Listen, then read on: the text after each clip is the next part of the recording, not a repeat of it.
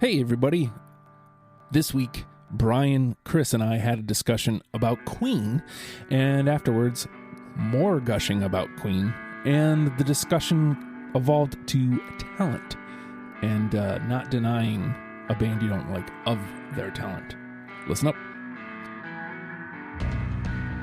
I would never never diminish the talent of people I don't like.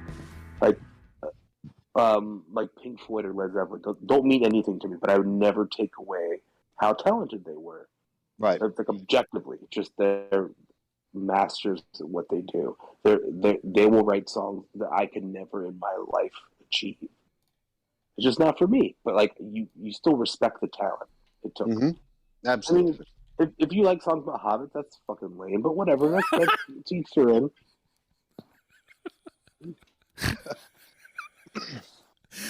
But that's just it. Is I don't understand taking a run at somebody's Jaws was talent. never my scene, and I don't like Star Wars. That's right. It. I'm done. Come on. Yeah, dude. I noticed that line earlier. I was looking at the lyric sheet and I was like, "Oh, word!" Like, I mean, it's. Yeah. I feel like he wrote it just to be a dick. God, right? because because he loved that shit. Because it was so dramatic. Yeah, because Jaws and Star Wars are probably some of my favorite things. Right. Do I hate Freddie Mercury for singing those things? Hell fucking no, I don't. Yeah. My kid is. I fucking love riding on a bicycle. Let me tell you. Right. I listen to those bicycle bells every time I listen to that song, and I'm like, how much freaking fun must they have had in the studio ringing all those little bicycle bells while they recorded that damn song? They literally did like vocal impressions of horns and recorded them. They did that in those songs. Yeah. With their mouth, just like I just did, and recorded them. Yeah.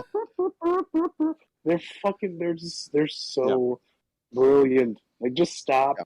Just like I'm not going to defend it. Wore the tape out recording Bohemian Rhapsody with 120 different tracks on that opera bit. I mean, come on. If that's not genius, then I don't ever want to understand what it means. My kid is starting to get into music, and I'm not trying to steer her. Pardon me. But like her two favorite bands right now are Queen and AC/DC. Nice. And I'm very proud of that. For me, AC/DC, I really love Bon Scott. I really dislike pretty much everything after that, except for Thunderstruck is a wonderful guitar song. And I love Bon Scott. He's such a tortured, impish, delightful person. Absolutely. They're another band where it's like they sound like it's AC/DC. Mm-hmm. You know, Queen, you listen to Queen songs, it's Queen. It's not like, oh, well, they sound like this. They don't sound like somebody else. They sound like Queen. AC/DC sounds like AC/DC. Other bands may sound like them, but For me, the quintessential AC/DC song is not Back in Black. It is If You Want Blood, You Got It. Yeah. That riff is so good. Yeah. The thing those are the bands that stick out to me, like where you hear a song by them and you like, oh, well, this is this band. Other bands may sound like them, but you know that this is this band. The thing is, it makes me lame because I love that song because of Empire Records. It's so they did it so perfectly. And I don't even care. But the thing is, like, the talent is what shines, like, because you could easily make the case that AC/DC just wrote the same record over and over again, and you're not wrong.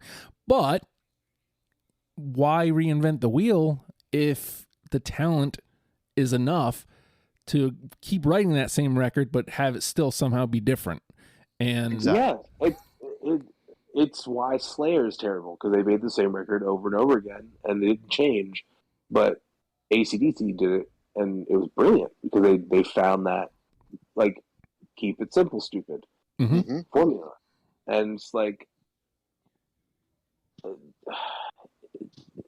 I think if you asked a person who has a fair amount of knowledge of musicianship, they would leave off Angus Young or Malcolm Young. Anyway, they would be left off the conversation of great guitar players, and they would be wrong.